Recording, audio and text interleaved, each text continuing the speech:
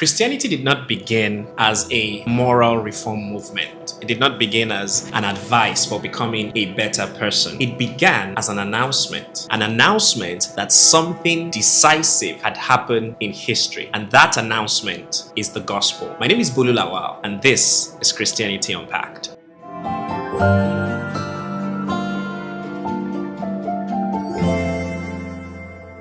At Romans 1 verse 16, Apostle Paul says, I am not ashamed of the gospel because it is the power of God to save. Notice the language, power, not suggestion, not inspiration, not advice, but power. Self-improvement says, try harder, do better, be stronger. But the gospel says something entirely different. The gospel says, die and then be raised. And this is where many people have quietly misunderstood Christianity, because self-improvement comes naturally to us. We understand effort, we understand discipline, we understand progress and personal goals and charts. But the gospel does not begin with effort, it begins with death. And perhaps no scripture captures this better than Ephesians 2 verse 1. Ephesians 2:1 says, as for you, you were dead in transgressions and sins. It doesn't say you were struggling. It doesn't say you were weak. It says you were dead. Dead in transgressions and sins. You see,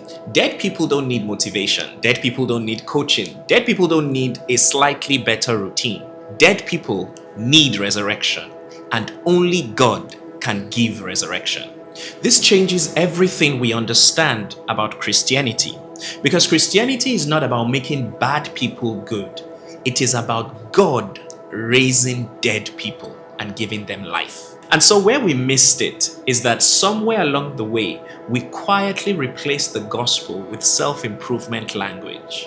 We replaced heart transformation with behavior modification. We put external performance above internal renewal. Christianity just became an external image. We decided it was better to look spiritual rather than being made new from within.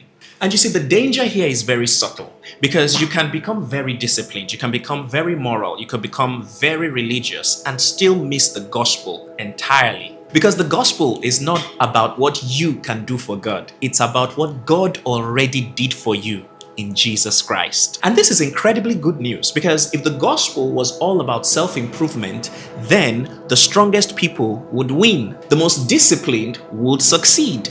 And then the weakest would just quietly disappear. But the gospel is resurrection. And this means there is hope, especially for the helpless. And so here's the truth that we must not forget. The gospel is not about making bad people good. No, it's about bringing dead people back to life. And that kind of life cannot be manufactured. No, it can only be received. And so remember, the gospel is not self-improvement. The gospel is resurrection. The next episode, we'll talk about one of the greatest pillars of the gospel, and that is the grace of God.